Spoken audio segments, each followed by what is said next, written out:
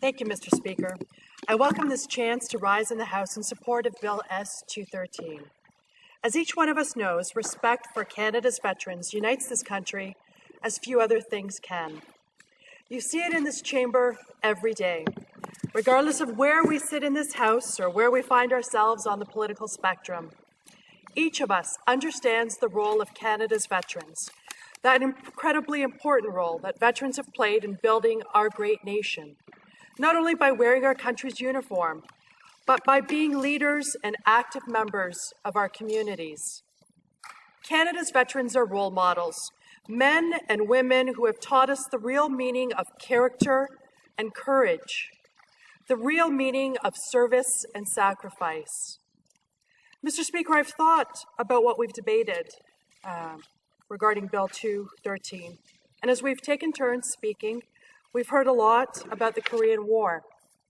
We know that more than 26,000 Canadians served during the war, and that approximately 7,000 continue to serve in Korea after the armistice was signed in 1953.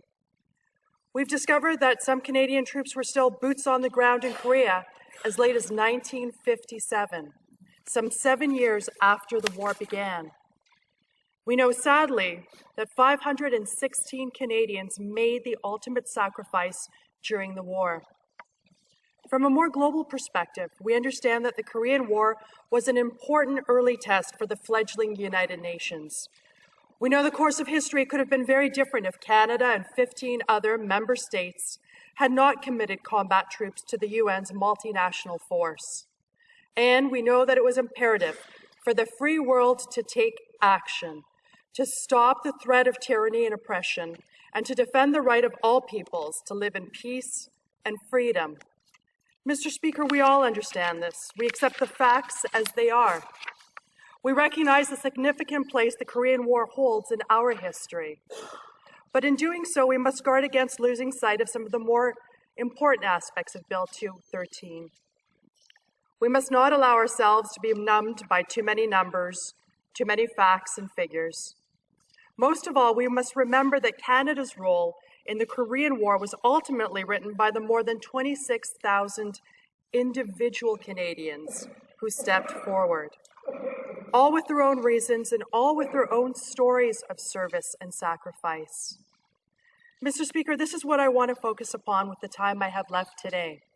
This is what Bill 213 is important to me.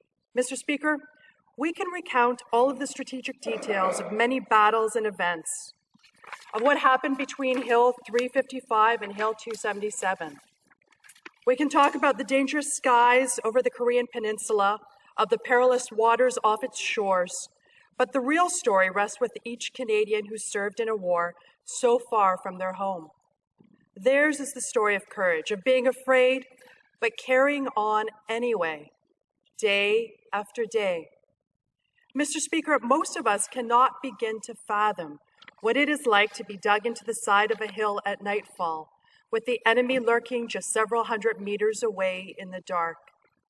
Most of us cannot begin to imagine what it was like to serve in an extreme climate that could vary from monsoon rains to blazing heat or bitter snow, or marching over the foreign terrain of endless hills, swamps, and rice fields. I'm reminded of the words of Sergeant Dennis Lapierre of our Royal 22nd Regiment and what he said following the battle for the icy slopes of Hill 355 in November of 1951. He said, "We were there to fight and if need be to die," and we did. That is Canada's story in the Korean War, and it is told one person at a time. The Canadians who were cut down in the prime of their lives, and families forever changed by a nation's loss. Like Private Curtis Hayes, who never lived to see his twin girls who were born after he had shipped out to Korea. 2 girls who grew up without knowing their father. Canada's story is told through those who were wounded in body or soul or both, those who were never the same, and those who were better for their service. It's told through Canadians who distinguished themselves, people like Tommy Prince, one of our most decorated Aboriginal warriors, and Ojibwa from Manitoba, who served in Korea with the Princess Patricia's Canadian Light Infantry. He needed only 13 words to explain his service. As soon as I put on my uniform, I felt a better man. That is what Bill S-213 really represents. It honors the very best of what it is to be Canadian. It recognizes that Canada's history in the Korean War is as proud, tragic, and diverse as the individual Canadians who served. It ensures that we will never forget their individual service and their personal sacrifice. Mr. Speaker, without a doubt, we have heard at committee from veterans organizations and from veterans themselves that they are very proud of our government because we've taken action to ensure that the Korean War will never again be called the Forgotten War.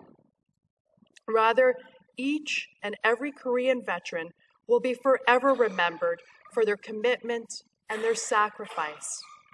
As I close, Mr. Speaker, I'd like to quote from a poem written by Pat O'Connor, a Canadian stretcher bearer who had died the next day while tending to our wounded and fallen soldiers. Pat O'Connor wrote, "There is blood on the hills of Korea. It's the gift of the freedom they love. May their names live in glory forever and their souls rest in heaven above." Thank you, Mr. Speaker.